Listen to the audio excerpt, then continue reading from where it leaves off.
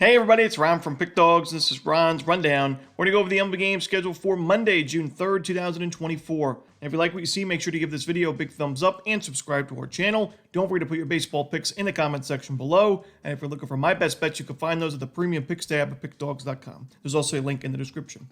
Alrighty, here we go. Here are the games for Monday in Major League Baseball. First up, we see the Milwaukee Brewers taking on the Philadelphia Phillies. We're going to see Bryce Wilson and Zach Wheeler as your projected starters for now, but there is no official lineup for this game, so we could see a pitching change. You know, this is a tough one because while Zach Wheeler has been one of the better pitchers in the National League, and we know the Phillies, of course, have been one of the better teams in baseball, Zach Wheeler's actually been a not profitable starting pitcher. You're actually losing money if you bet the Phillies every single game on the money line when Wheeler has taken the mound, and that includes a loss in that last one. It wasn't Wheeler's fault. You know, we've seen that plenty of times. 6 innings, shutout baseball, 9 strikeouts, but a 1-0 loss in extra innings. He usually goes up against the opposing team's number 1 or number 2 in the rotation, and doesn't always get the bullpen support or the run support that he deserves. But this is not one of those situations, in my opinion, if he is facing Bryce Wilson, who has pitched well, but I do expect some major regression going forward.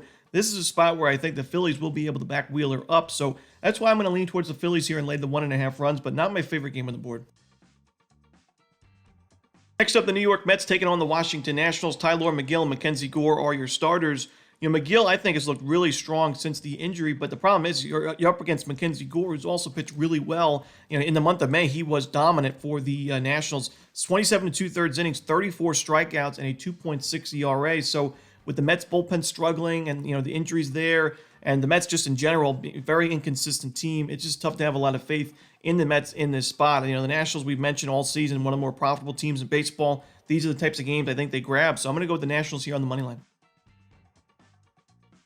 Next up, we see the Baltimore Orioles taking on the Toronto Blue Jays. Grayson Rodriguez and Kevin Gausman are your starters. I think if you like Toronto in this one, I would just take them in the first 5 innings, but I don't love their chances in a close game late. So I'm going to take the Orioles in the full game on the money line. But when you look at the Blue Jays, I just don't love this bullpen, and we saw it, kind of ruin the run line. We took the run line, laying 1.5 with Toronto on Sunday. They gave up a late run in the 9th inning in that game to only win by 1. But the Blue Jays bullpen at the beginning of the season had some injuries. Some of their key relievers, guys like Swanson and Romano, started the season on the IL. They returned to the bullpen, and still the numbers aren't great. I mean, a 4.61 ERA and a 4.42 xFIP. That xFIP is 5th worst in baseball. So I think, like I said, I think the Orioles, not only do I think they have the better bullpen, but the Orioles have been able to rally late in a lot of these games. Now, Sunday was actually the contrary. They had a lead and they blew it. But this is an Orioles team that's been very, very strong offensively in the 7th inning on. And I think, like I said, if it's a close game late, if the Orioles are down 1 or 2 runs in the late innings, I like their chances to find the runs and find the W's. So give me Baltimore in this one, the full game on the money line. Next up, we see the Detroit Tigers taking on the Texas Rangers. Tarek Skubal and Nathan Eovaldi are your starters. We got 2 great starting pitching options on the mound on paper, but I think because of that, we're actually getting a really good price on the over in this one. Nathan Eovaldi, only his 2nd start back from injury, and in his first game, he only went 37 pitches, 3 innings. He gave up 5 base hits and 2 runs. Wasn't sharp in that one. And the Tigers really improved against righties offensively in the month of May. So I think they can get to Eovaldi and this not-so-great Rangers bullpen. On the other side, Skubal, while he's been excellent this year, 2.01 ERA, one of his weakest starts of the season was against this Texas Rangers lineup back on April 17th. Gave up 4 runs in that one. He still pitched pretty well, only 2 earned runs, but a 5-4 loss for the Tigers in that one. And you look at the Tigers bullpen, they played an extra innings game on Sunday against the Red Sox, and because of that, they needed some of their better relievers in the extra innings. They're not going to have Chafin. They're not going to have Foley as they both pitch Saturday, Sunday. So they're not going to be available for this game, the 3rd straight day. So I like the over in this one. I think both bullpens could struggle. I can see both starting pitchers having some issues. So give me the over. Next up, we see the St. Louis Cardinals taking on the Houston Astros. We're going to see Kyle Gibson and Justin Verlander as your starters. I like the opposite in this one. I like the under in this game. I like the current form for both of these starting pitchers. I think the Astros bullpen, while it was a disaster start to the year, it's improved in a big way. And now they're right around the middle of the pack in terms of expected numbers. And they actually have a solid ERA at 3.66. I mentioned that I really like this Cardinals bullpen, the 4th best xFIP in baseball.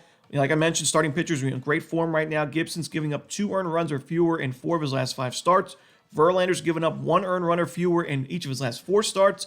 Strikeout numbers have been off the chain for Verlander recently. That was a big concern for me, was in the minor league rehab starts at the beginning of the regular season this year, he wasn't missing as many bats, but we're seeing, vintage Verlander now recently. So give me the under in this Astros-Cardinals game.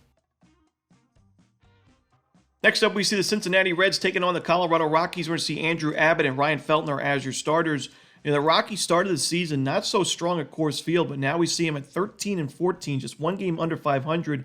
They've been a lot more competitive in their home games, which we're used to seeing, and I like their chances in this one. While Feltner did not pitch too well in that last game, it was against a really tough lineup in the Cleveland Guardians. It's just a really tough lineup to manage and to navigate. They're just so pesky. They don't strike out. Jose Ramirez is one of the more underrated players in baseball. So I don't put too much weight into that. Overall, Feltner's been better at Coors Field than he's been on the road this season, slightly, but still, I think if Feltner can give the Rockies 4 to 5 decent innings, they have a good chance of winning this game. You got Abbott, a young starting pitcher that doesn't have a lot of Coors Field experience. He's not in great form after that last game against St. Louis. 6 earned runs given up, 2 home runs to go with it. And we've mentioned the big concern with Abbott is he gives up a lot of sharp contact, and that's not what you want to see at Coors Field. So give me the Rockies in this one on the money line.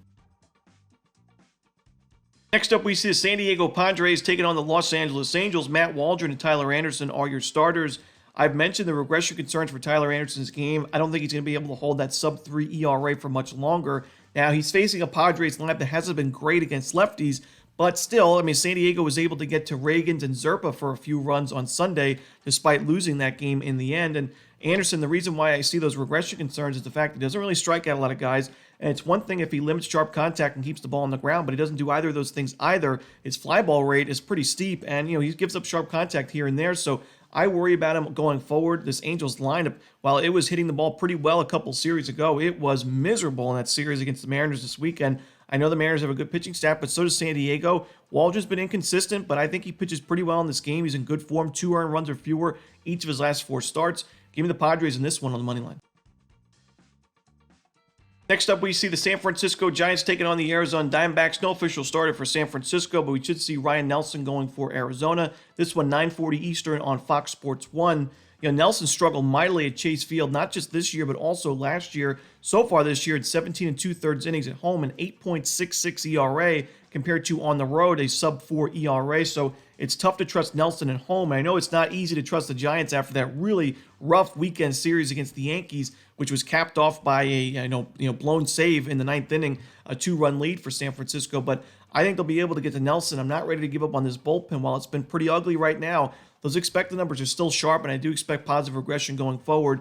I'm going to go with the Giants. Both of these teams have been very tough to read recently, but I like San Francisco in this one on the money line. And that's it. Those are the games for Monday in Major League Baseball. Hope you enjoyed this video. If you did, don't forget to hit that like button and subscribe. And don't forget to put your baseball picks in the comment section below. Again, if you're looking for my best bet, you can find those at Pick Dawgz Premium. As always, this is Romanelli. Good luck.